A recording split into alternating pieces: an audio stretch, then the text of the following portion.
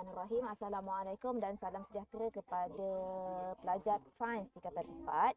So hari ini kita nak ulang kaji sekali lagi untuk bab tingkatan 4, iaitu tingkatan 4 bab koordinasi badan.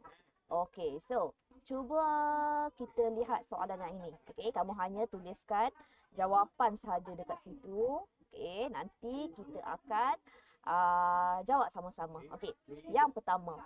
Okey, kelenjar endokrin manakah yang dikenali sebagai kelenjar induk? Okey, Adilah, yang mana satu? Ovari, thyroid, pituitari ataupun pankreas? Yang mana satu, Adilah? Ovari ni yang mana? Ovari ni kalau kamu tengok buku teks, okey, cuba tengok buku teks. Okey, nak jawab soalan kena tengok buku teks. Okey, muka surat 146. Okey, muka surat 146. Okey, so tengok sini ya. Kelenjar endokrin manakah yang dikenali sebagai kelenjar induk? So kalau kelenjar induk, kita panggil dia sebagai kelenjar yang mana satu, Adilah? Muka surat 146. Kelenjar ovari ke, thyroid ke, pituitari ke, pankreas? Yang mana satu? Ada dalam muka surat 146 dia ada sebut. Yang mana satu, Adilah? Kelenjar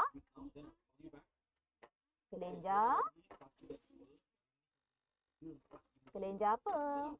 Kelenjar pituitari. Okey, kelenjar ovari ni, ovari ni yang dekat untuk wanita, yang untuk perempuan sajalah, dekat ruangan pelvik. Thyroid ni yang dekat tengah ni, okey, yang mana dekat bahagian trakea, dekat kamu punya leher ni. Kemudian pankreas, pankreas yang berbentuk daun tu, dekat belakang perut. Okey, kemudian pituitari. So kalau lihat kat sini dia kata kelenjar pituitari terletak di bawah cerebrum, yang mana kelenjar ini juga dikenali sebagai kelenjar induk. Okey, so jawapannya adalah C. Okey, pergi tengok soalan nombor 2. Antara kelenjar berikut, yang manakah padanan hormon yang betul? Okey, yang pertama A, pituitari insulin. Betul ke pituitari insulin? Yang ini nak tengok dekat mana? Okay, tengok dekat muka surat 148 buku teks. Okay, muka surat 148 buku teks. Okay, kita tengok. Pituitari kalau tengok buku dia kata ADH dengan GH je, bukan insulin. So, nombor A tu adalah salah. Okay, testis dia kata adrenala. Okay, adrenalina ke?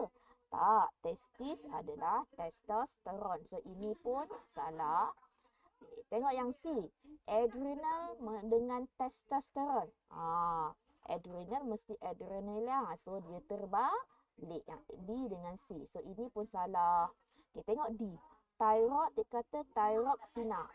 Yang ini betul. So, nombor 2 jawapannya adalah B. Okey, boleh ya Adilah ya?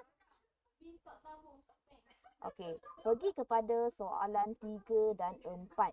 Okey, soalan nombor 3 dia kata seorang daripada 5 individu dewasa iaitu atau kira-kira 3.9 juta orang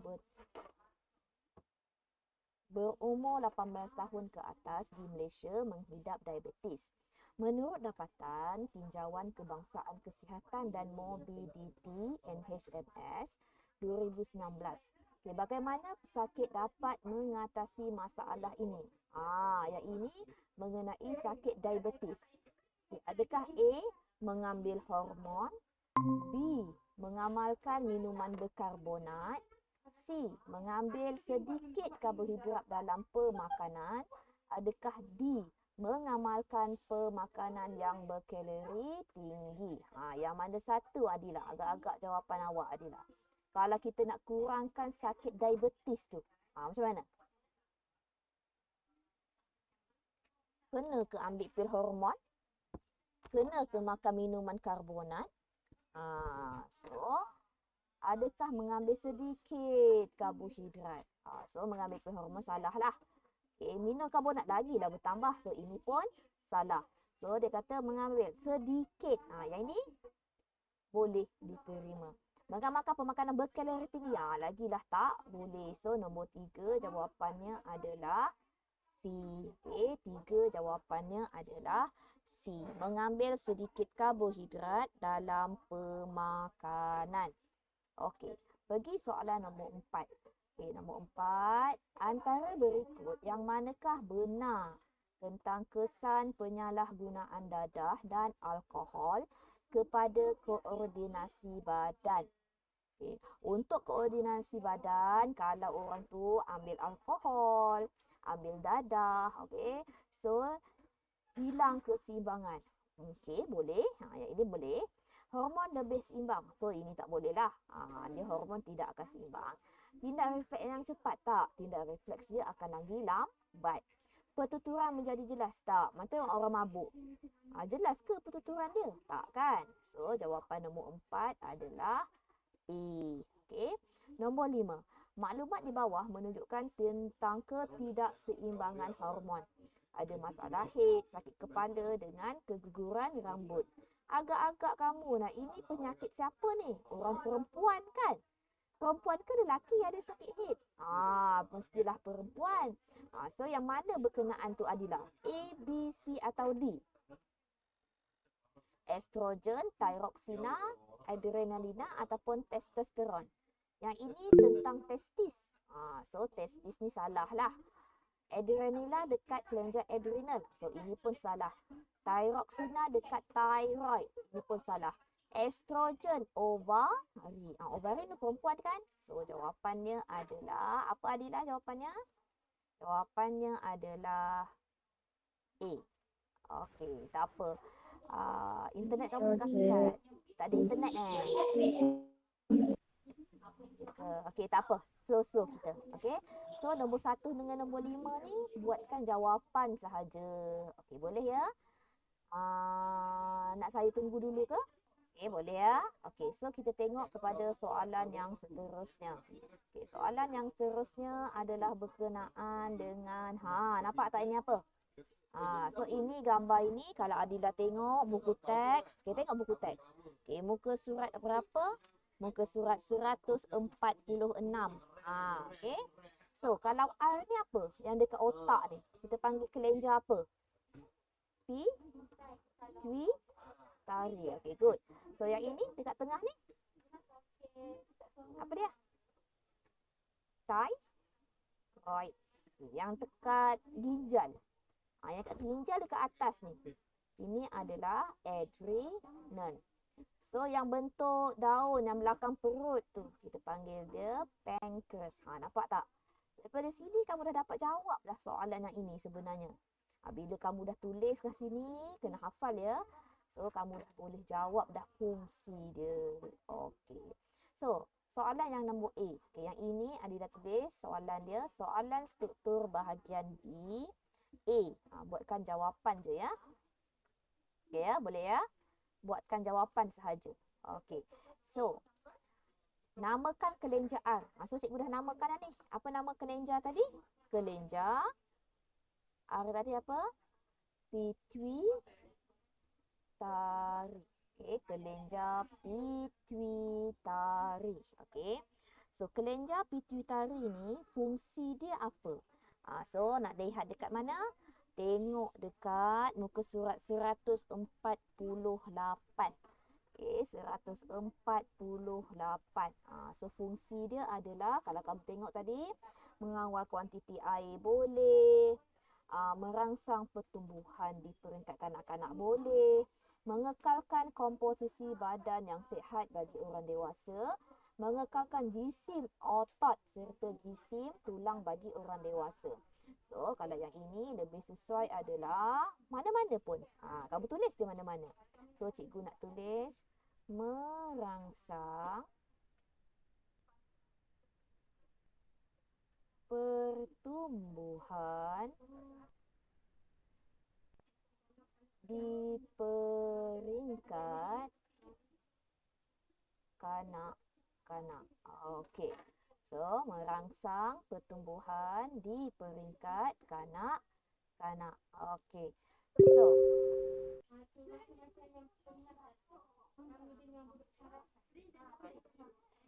So, Adila, boleh ke Adila? Okay, bagi masa. Salin dulu. Okey, boleh ya Adila. So, kita lihat yang ini. Soalan nombor B. Okey, B ya.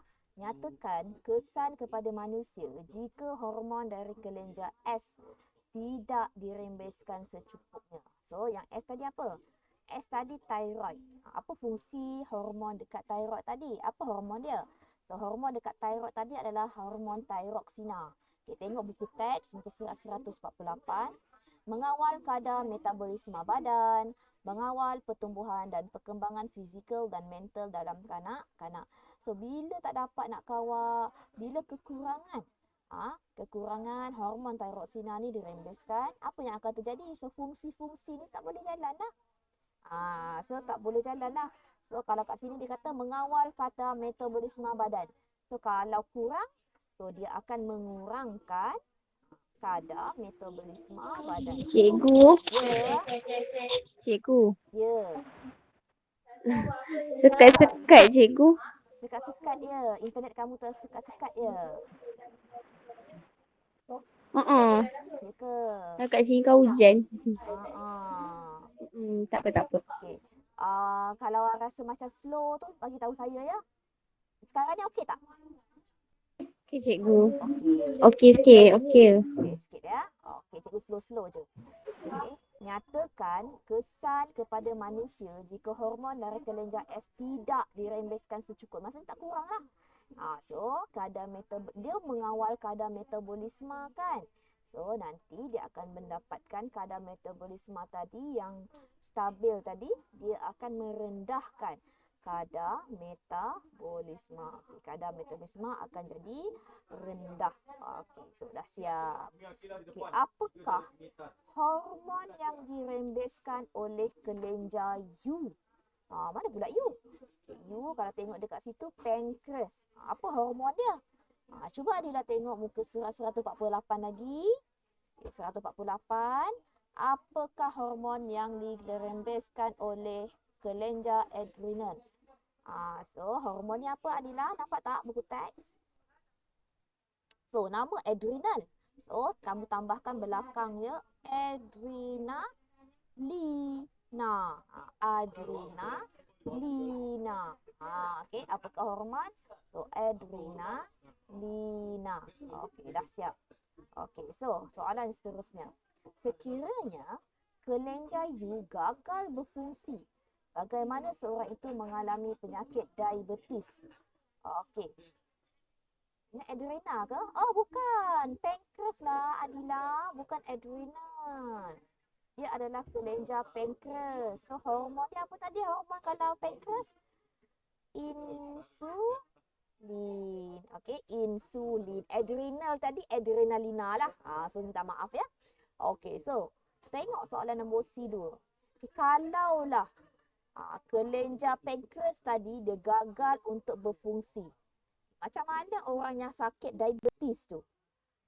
So, kalau sakit diabetes tu, nampak sini 2 markah. So, 2 markah maksudnya kamu kena bagi 2 point.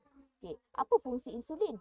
Dia mengawal aras glukosa dalam darah dengan menukarkan glukosa yang berlebihan kepada glikogen untuk disimpan di dalam hati.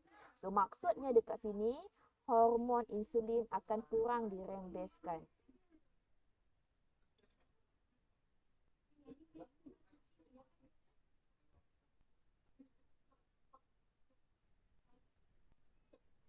Okay. Yang kedua, aras gula dalam darah akan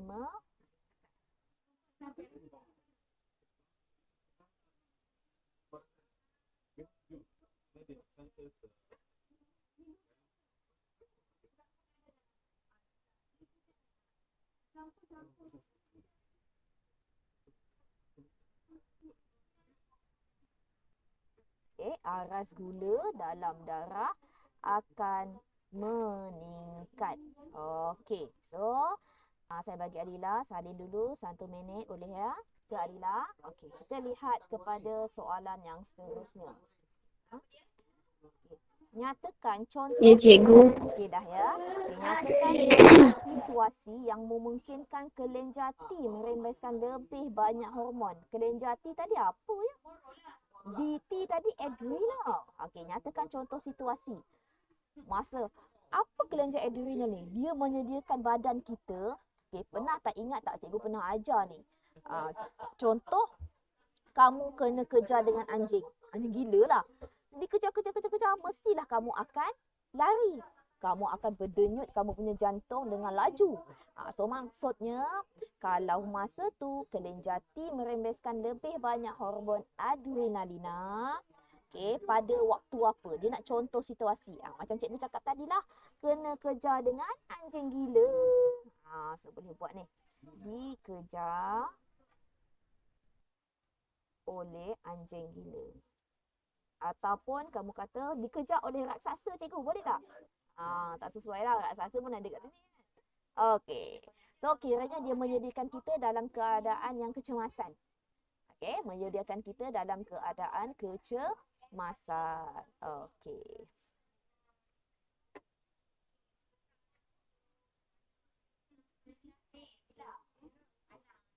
Soalan yang seterusnya ya. Okey. So, tengok soalan yang seterusnya. Okey. Boleh lagi Kak Adila? Okey, tengok yang ini. Okey, yang ini mengenai dadah. Dadah ni dekat mana? Boleh. Okey, tengok Adila, tengok muka surat 153. Cuba tengok muka surat 153. Okey, so ini adalah jenis-jenis dadah. So kita ada penenang, perangsang, inhalan dan halusinogen. Okey, so kalau tengok kat sini, W dia kata penenang. Okey, contoh dia adalah barbiturat.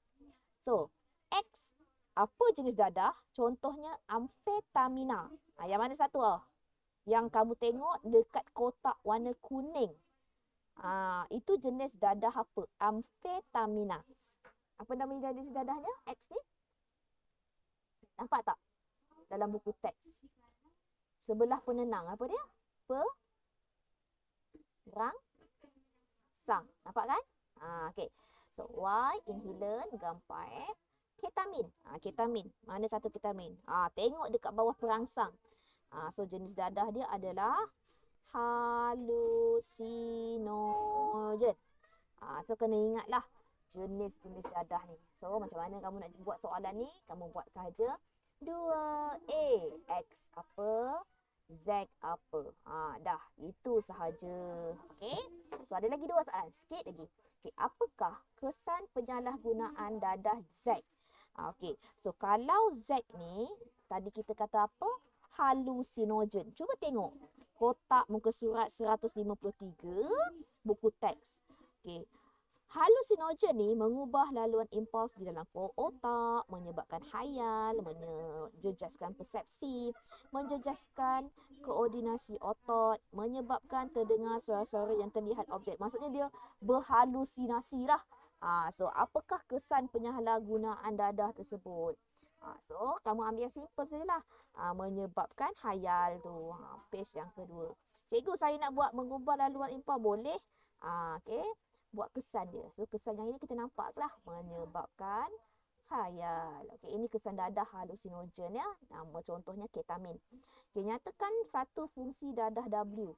So, W ni penenang. Dia kata dia nak fungsi. So, fungsinya, okey, dia akan menghalang. Tengok dalam buku teks. Okey, dia akan menghalang, apa namanya? Dia kata, apakah fungsi dadah W? Penenang. Okey, kalau buku teks ni dia kata menghalang atau melambatkan pergerakan impuls dalam koordinasi badan.